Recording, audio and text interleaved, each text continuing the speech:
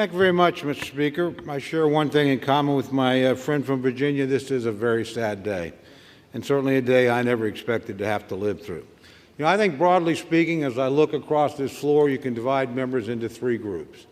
I'm very happy to be in the first group. The overwhelming majority of my party supports the Speaker that we elected. We're proud of the leadership he's shown. We're proud of the manner in which he's been willing to work with everybody in our conference and, I believe, in this chamber. There's a second group, small group. Honestly, they're willing to plunge this body into chaos and this country into uncertainty for reasons that only they really understand. I certainly don't. And then there are friends on the other side. I mean friends, honestly, with great sincerity. I have a lot of friends over there. And I recognize that my friends on the other side have a very complex set of partisan, personal, and political calculations to make. And I certainly wouldn't presume to give them any advice about that. But I would say, think long and hard before you plunge us into chaos, because that's where we're headed if we vacate the speakership. You know, I personally think there's really three reasons why we've come to this point. That's because at each three of these critical minutes, the Speaker did the right thing. First, there was a Speaker vote. You know, he got 85% of the vote in our conference, 90% of the vote from Republicans on this floor. Yet we had a small group that decided, no, they would dictate what they want. He didn't let that happen. He fought.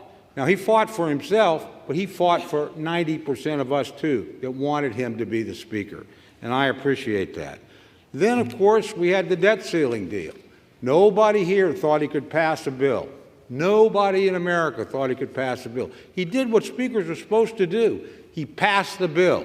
Then he sat down and negotiated with a Democratic Senate and a Democratic president and came back with a good deal, a deal that will limit spending. He did the right thing.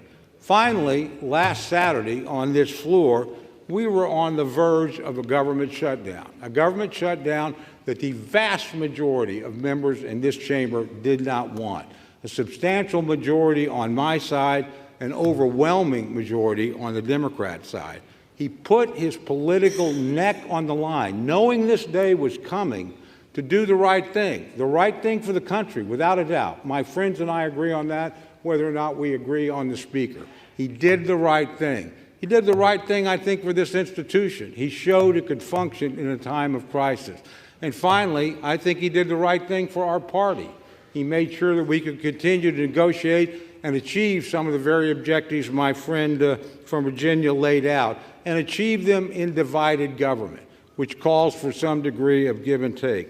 So I'm very proud of this Speaker. I'm very proud to stand behind him.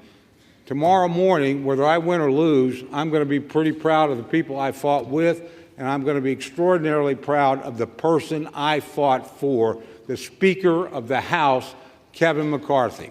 And with that, I reserve the balance of my time.